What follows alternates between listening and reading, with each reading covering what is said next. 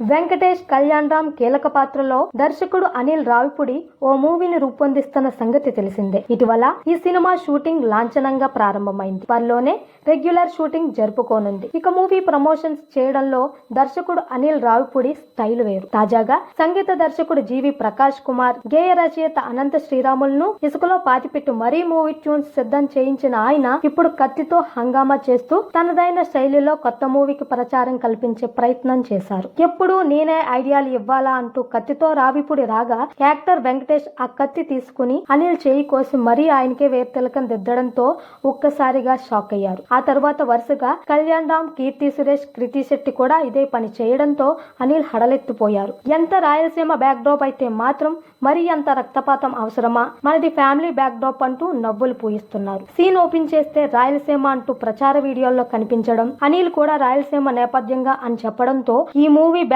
Drop పై clarity వచ్చింది. వచ్చే ఏడాది సంక్రాంతి కానుకగా ఈ మూవీని ప్రేక్షకుల ముందుకు తీసుకురావడమే లక్ష్యంగా అనిల్ అండ్ టీం పనిచేస్తుంది. షైన్ స్క్రీన్ పతాకంపై సాహు గారిపాటి ఈ మూవీని నిర్మిస్తున్నారు.